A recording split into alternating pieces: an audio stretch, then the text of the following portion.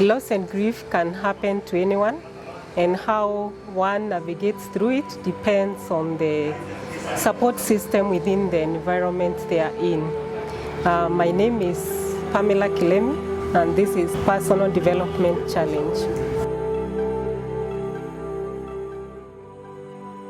Loss is whereby something is taken away from you.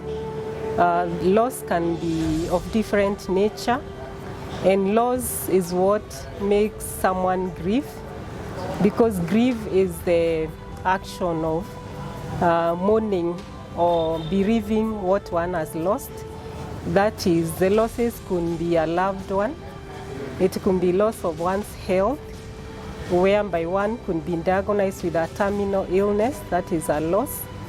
The losses can be physical or symbolic.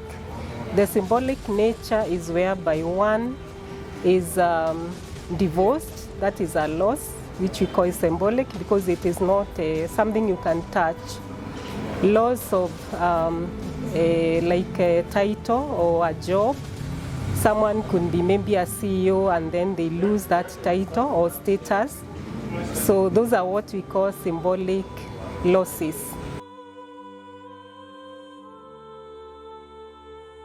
My experience with loss and grief was when I was a teenage, whereby I lost my father. He was sick one night and I called the ambulance. The ambulance picked him, but the following day, when my mother went to check on him, he had died. And when she came back in the evening, she came back accompanied by my grandmother. And the first thing I asked her was, how is Dad? And my grandmother is the one who responded that your dad is dead. And of course, that kind of announcing such news was quite shocking for me. I just closed up. I didn't cry. I decided to be strong for my mother and for my siblings.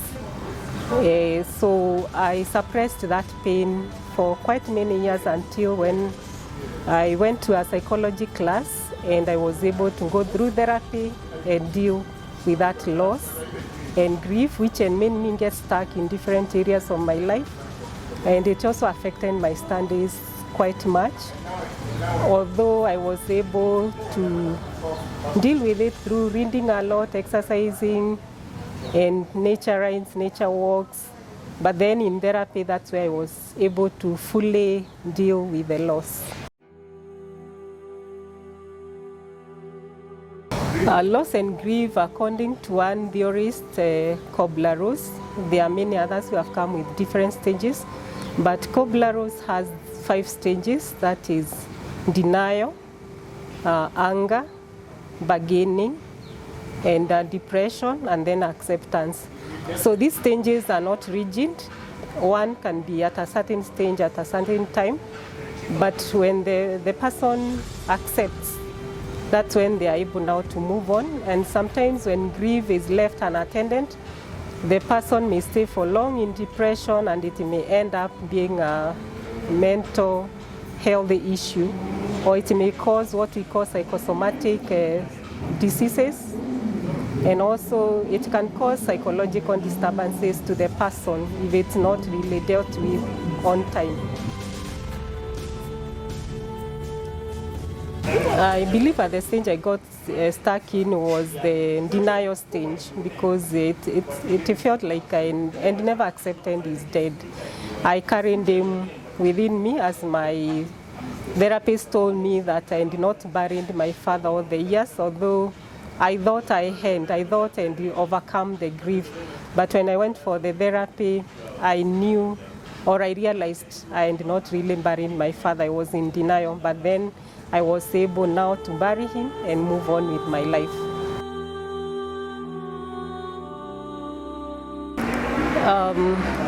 Some of the symptoms are the person becomes moody, withdrawn, and they don't like socializing.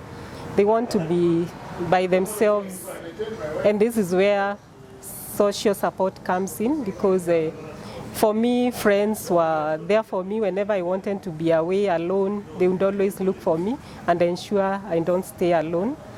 Also, you find the person may get depressed, may not really, if it's someone who was well kept and hardworking, they may start becoming sluggish even in their waking up, in their dressing.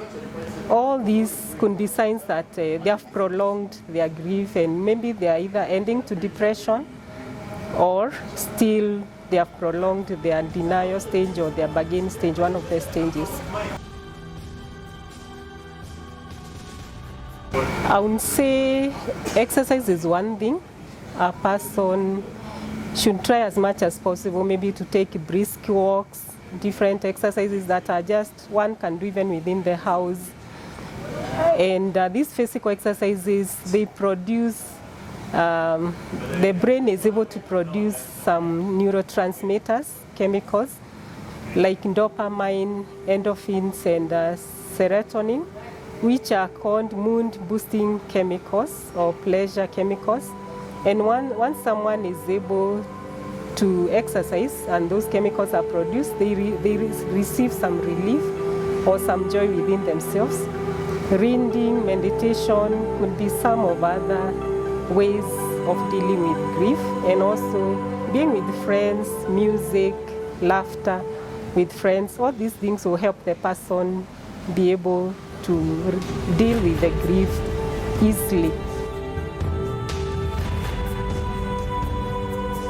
When the person really feels they are getting these symptoms like insomnia or lack of sleep, or they have stayed for long without accepting that this person is gone, that is denial. They're always expecting them back. You find some people, if it's a loss of a loved one, they may get attached to their clothes.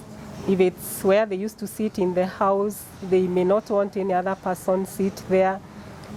Sometimes they don't want to get out of the house, they don't want to socialize.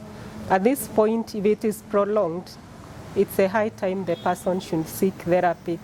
Or if they find their energy is going down, they are not able to function as they used to do, and it's becoming now more and more every day, they are not able to work it out by themselves. It's a time one should seek therapy before it turns out to be a psychosomatic disorder.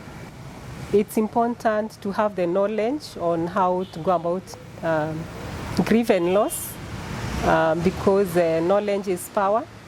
To get to know like what one will do if they are faced with loss and grief. Having that knowledge and power, knowing you can go for therapy, knowing friends or social support is necessary when grief happens. You don't have to be alone. And also the people around the person also should have the knowledge that this person requires their company during this time more than ever. I believe that way, with that knowledge, the person will be able to deal with the grief fast and heal fast and move on with their life.